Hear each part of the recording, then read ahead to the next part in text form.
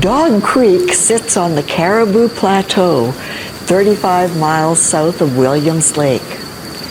Until the Second World War, this land was used primarily for cattle ranching.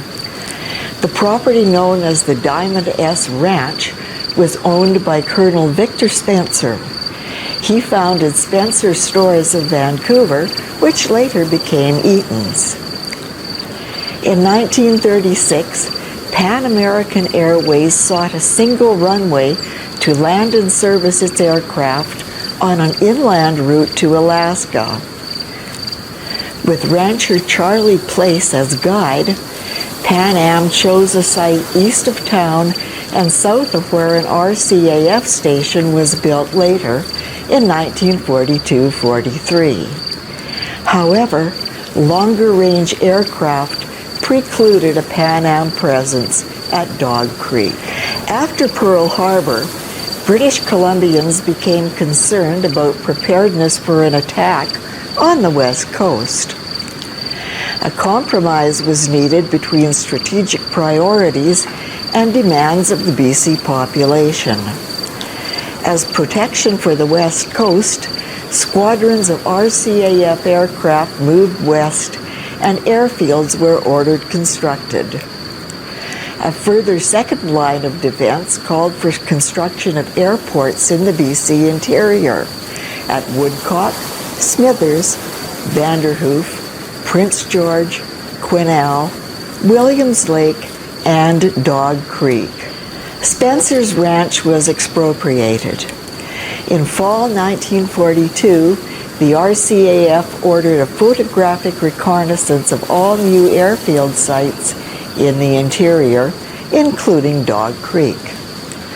The airport was established in 1943 as an RCAF base, along with a civilian radio station. Secret Organization Order Number 126 in May 1943 led to the formation of Number 11 Staging Unit at Dog Creek.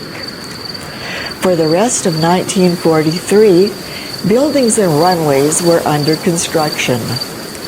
In early December, a diesel power unit was installed. On December 18th, the contractor handed over the finished station to the RCAF, which had 1 officer and 18 airmen. Soon, Dog Creek had a radio range and almost daily aircraft movement. About 6 weeks later, at the end of January 1944, Number 11 Staging Unit at Dog Creek had an officer and 30 airmen. In the beginning, the station was used only in daylight, but a portable electric flare path was installed.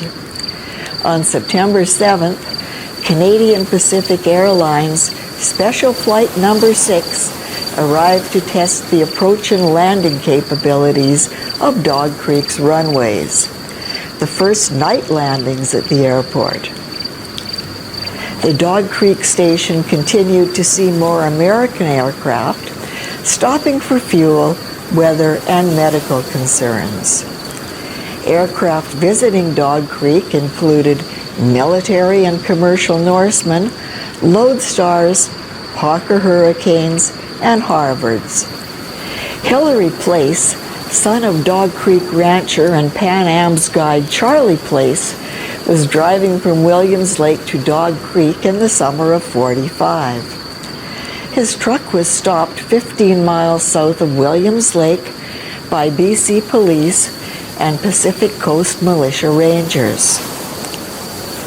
A Japanese Fugo fire balloon was hung up in a cottonwood tree. Police and military officials had been ordered to ensure knowledge of these balloons did not reach the general public. Place told them they were delaying the king's mail. He was allowed to proceed, getting a close-up view of the suspended Japanese weapon. A home guard of Rocky Mountain Rangers had been formed among Dog Creek residents. Frank Arms, who lived at Dog Creek for 26 years, was among those who kept watch for these firebombs from Japan. Arms said, quote, "It was one of the best-kept secrets of the war. We could see them coming. On impact, they would flare up like balloons and could cause fires," unquote. Made chiefly of magnesium wrapped in newspaper, thousands were released to cross the Pacific on air currents. By July 1945, more civil aviation activity seemed to be occurring, despite supposed restrictions. With the end of the war in 1945, the Air Force pulled out of Dog Creek. The Department of Transport maintenance staff had taken over the operation of the Dog Creek Radio and Airport after the RCAF station closed. In July 1946, the property and station were transferred to the Department of Transport as an emergency airfield.